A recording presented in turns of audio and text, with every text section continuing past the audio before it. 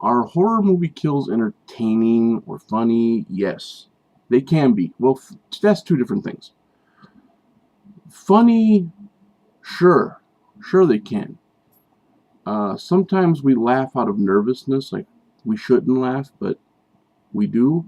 And then other times it is pretty hilarious because it's not real, of course, and sometimes it can be rather inventive.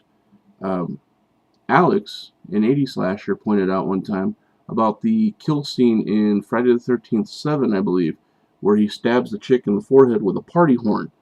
Now, getting stabbed through the forehead is not, but when he pushes it through her head and it makes that little ha ha sound, that's hilarious. Or when he drags a girl out in a sleeping bag and she's kicking and screaming and he slams her into a tree and just instant dead. How many times do you see something like that happen? You got to kind of go, oh my god, I can't believe I just saw that, and it's funny in a way. But for a lot of moments that horror movie kills aren't really so much funny as they are entertaining, and that's why the movie in the first place is for the entertainment factor. And if you go to a horror movie and you walk out offended because of all the violence and the blood and stuff, it's you kind of missed the point somewhere. Um, the thing is that a lot of people mistake the blood, horror, and violence for horror. That's not horror. Horror is the situation you find yourself in. Horror is the feeling, the foreboding feeling of there's something bad going to happen. How does it become horror? The end result. For instance, the horror in Texas Chainsaw Massacre was walking through that creepy ass house and knowing there wasn't something right about it, and that an end result was coming, and that end result was the door flying open and the guy got bashed in the head with a sledgehammer. But if it would have just been a whole movie of people going around bashing people in the head with a sledgehammer, that wouldn't be horror. That would just be gore. That would be, extreme violence. It wouldn't. There's nothing horror about that. But going into a horror movie and then walking out saying that would have been a good movie except for all the violence. Well, that's like saying going to a comedy and saying, it was a really good movie, but they tried to be too funny, or they kept popping off all these little one-liners, and I couldn't hear the rest of the story because everyone around me was laughing. Well, yeah, it's a comedy, so same thing with horror. It's entertaining, it's fun, it's there has to be a circumstance that leads to the kill or something in order for it to be horror. That's just my own little take on it. Without those two elements, it really isn't horror. You have suspense thrillers, and it could be that without all the gratuitous violence. I mean, picture this, okay? Two completely different scenes, exact same scenarios playing out. Dark, creepy house. You've been warned to stay away. You go into the house. The door slams behind you. There's no lights. You hear a noise in the distance, but you don't know what it is. The only light you have is the moon coming through the window. It's old, rickety, creaky, creepy. Danger lurks behind every corner. And for some reason, you're drawn to the basement. Both scenes go down into the basement, in this dank, dark, musky cellar. Now, on one scene, you meet a mutated, horrible, crazed maniac with a big shovel, and he splits your melon with it. You should have stayed out of that house. The other scene, there's an old man who gives you a talking to. What are you doing in my house? Get out of here. Was that horror? No. It was suspense with a real weak payoff. We, as horror fans, love horror movies. A horror movie is not a horror movie without the payoff after the buildup. See what I'm saying? A horror movie it fails if there isn't some kind of payoff after you've been after the buildup. So, do I find them funny or entertaining? Sure, I do. Of course, I do. The more creative, the better. But it's not one of those things where you just sit there going, "Yeah, blood, death, yeah." It's like that's only a small part of it. I want the emotions of being like drawn into the movie, like, oh shit, what's gonna happen next? But don't open that. Don't open that. Oh, and there goes the payoff. So yeah, as a horror fan, I definitely find that stuff great. I mean, that's what I go for.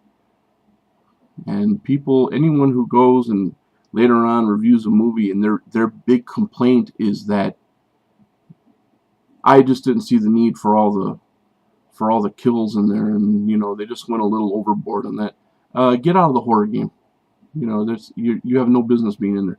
Go review some mysteries, some Agatha Christie's, or go review some drama, because you're not cut out for horror, man. It's not for you. That's just to anybody who claims to be like, I am a movie critic, and then all they do is pan horror. You ever notice that the big time movie critics, any horror movie that comes out, they're pretty much like that about it all the time? They always try to play it off as something ridiculous. Those movies seriously need to be reviewed by fans of horror. Now, people are afraid that a horror fan won't give a biased opinion. Trust me, we know bad from good. And bad from good, there's a definite line between bad and good horror. But it takes a fan to know what that line is. If you go into it and you look at a movie and you're not a fan of horror, and it's a horror movie, chances are you're going to say, that movie's no good. 1.5 stars. Too much. I gave it way too much credit. I'm giving 1.5 stars. I'm giving 1 star because I'm not allowed to give 0. That's not fair. But if you get a horror fan, someone who's deep into horror, and he goes in and goes, that movie could have been done a little better.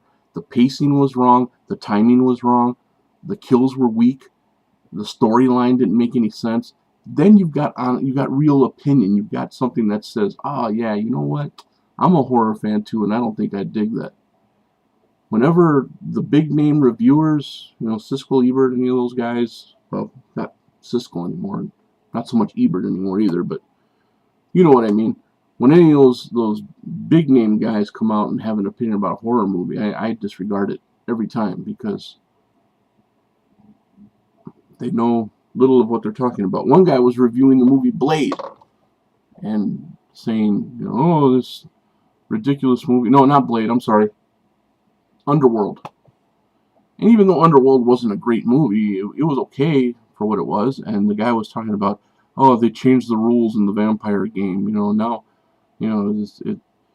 werewolves die from silver because they're allergic to silver. Ha ha ha ha ha. Well, yeah, people can die from allergies, and having an allergic reaction to silver could kill you. So I don't see what the big deal about that was. And then they're talking about, then they brought up Blade. That's why I brought that up. And they're talking about, and now they're saying silver kills vampires. And, well, sorry, but I know my horror movies, and vampires are killed by wooden stakes. Well, you better go a little bit further back, man, because in the book, Dracula wasn't killed by a wooden stake. The head vampire, Dracula himself, was not killed by a wooden stake. He was killed by a Bowie knife. Okay? That's in the book. So the rules can change. Things can be altered.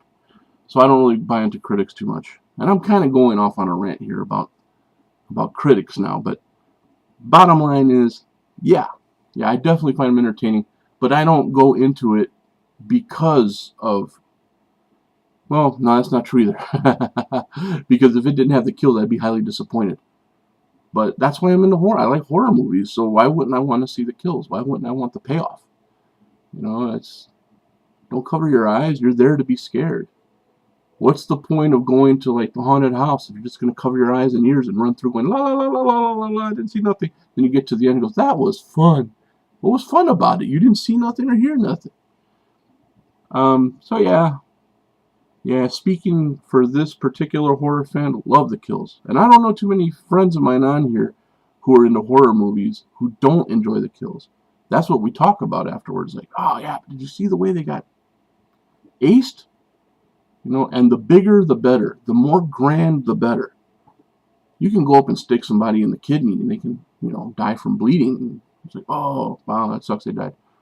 Then it's just sad. But when you throw a lawnmower at somebody and the blades dice them up in midair and mid-throw, and the next thing you know, the lawnmower's on the other side of him and he's laying there in a pile of blinking parts and the eyeball's still rolling around. It's like, oh, shit, did you see that? That's part of the entertainment. A horror movie without the big kills is like a roller coaster without the big drops. There. How's that sum it up? If the roller coaster was just a straight line all the way around and just came back and said, hey, how'd you enjoy your ride? Well, it was all right, but where was the payoff? Think about it like that. Oh, that's it for me. I went on way too long on this one, but hope that answered the question. I hope I didn't miss it completely. You take care.